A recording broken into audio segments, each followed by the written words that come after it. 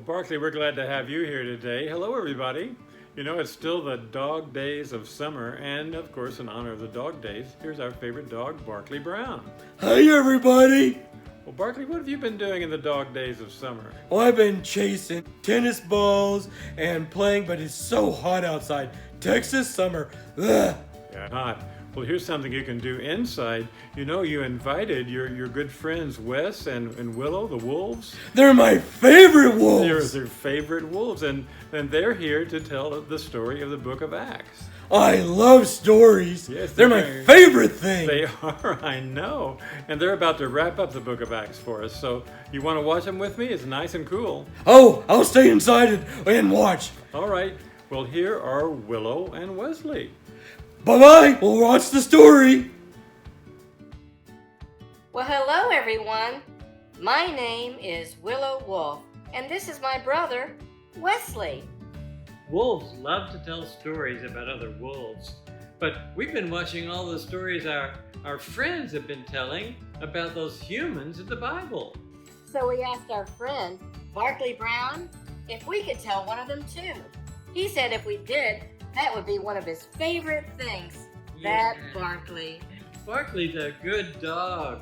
So today, we're going to tell the last story from the book of Acts about those brave people who started the church. One of my very favorite people was named Tabitha. She spent lots of her times taking care of the poor people of her village. Yes, I heard she sewed together clothes for all of them. Yes, she did, but Tabitha became really sick and died. That's terrible. I know, Wes. The people of the village were very upset and decided to send for the apostle Peter, who was in the next town. But Tabitha was dead. What could he do? Well, the people had heard Peter could perform miracles in Jesus' name, and sure enough, when he prayed for Tabitha and said, "Tabitha, get up," she sat up and was alive and healthy again. Those Bible humans did some pretty amazing things. They did. Once when Paul was visiting a group of people in the second story of a house, a young man became sleepy and fell out a window. Yes, I remember. And the fall had killed him. But Paul rushed downstairs to the street and did just what Peter had done with Tabitha. He prayed, and the boy came back to life. Wolves howl their message to the moon, but humans can't howl very well, so they write a lot. That's why we have the book of Acts. Luke wrote it. He wrote the Gospel of Luke, too. Willow, Luke really wrote a lot about the Apostle Paul. I bet they were friends. Well, they must have been. I like the story he wrote about the time Paul had to be lowered in a basket from a high city wall to escape from some people. So many of them were jealous and wanted him to stop preaching. That's just crazy. Wolves are never jealous of each other. That's why we travel in packs. I like another story about that jealous idol maker, Demetrius, who became really mad because Paul had said silver idols of a god or a goddess are worthless. The Greeks didn't howl at the moon, but they believed in a moon goddess. Yeah, humans are just so weird. When they looked at the new moon, they imagined that it was the bow of a goddess, Artemis. Did you know that she was also the goddess of hunting? She would have had a bow and arrow. Of course, Demetrius, who sold silver idols of Artemis, really hated Paul and wanted to get rid of him. Paul preached about the one God who loved everybody and didn't want them to build idols.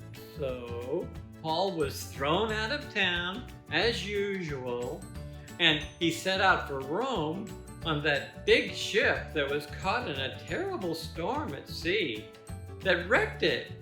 I'll bet he really did want to howl at the moon after that, because later, Paul was getting sticks together on an island where the wreck had washed up, and he was bitten by a venomous snake. He didn't die, though. No, but after he got to Rome, he was arrested again. The leaders in Rome, as usual, didn't want him to keep preaching the words of Jesus. Typical. When he was in jail, he prayed and remembered his friends. He knew God was listening to his prayers no matter where he was. I'll just bet Paul could see the faces of all his friends when he was locked up. And so many friends.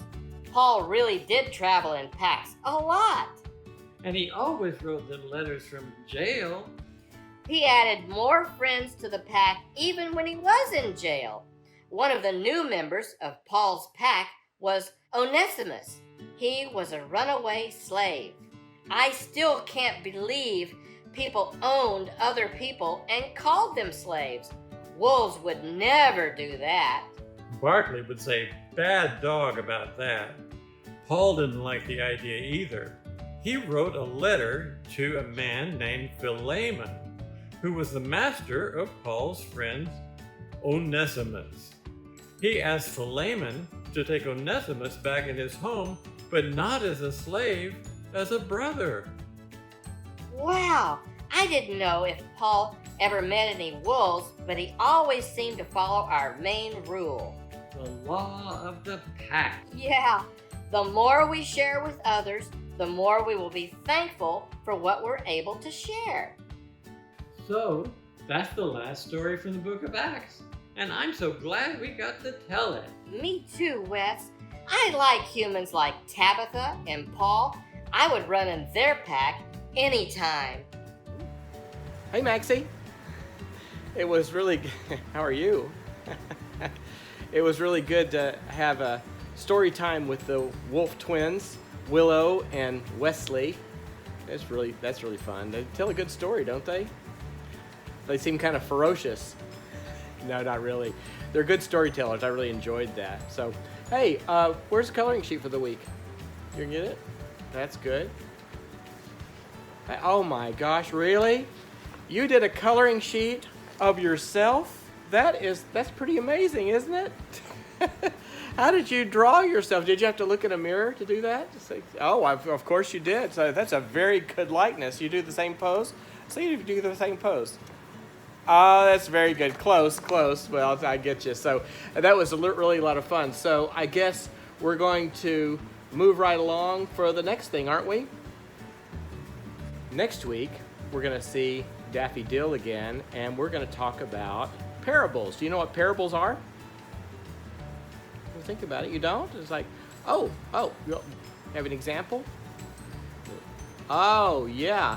Well, let's see that. Let's see. Oh, that's a heavy book, isn't it? This is, Maxie, this is a book of fairy tales.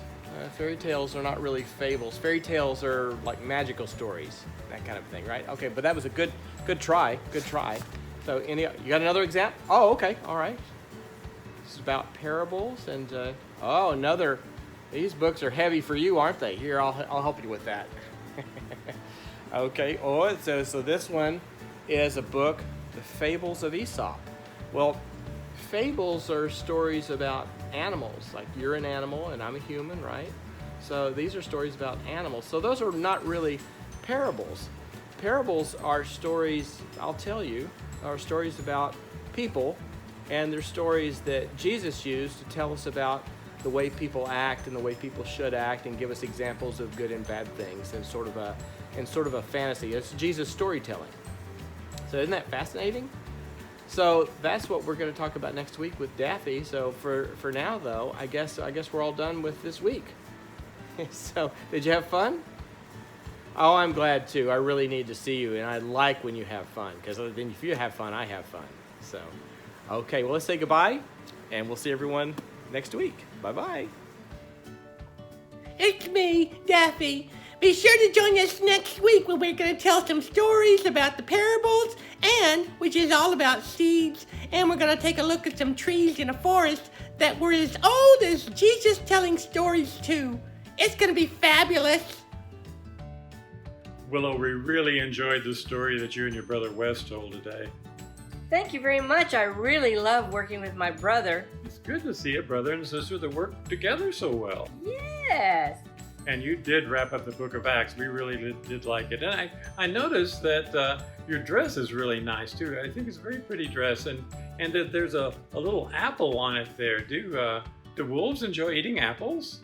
Why, no, silly. We're carnivores. But it's really hard to find a dress with a pork chop on it. Go in peace. Go in peace.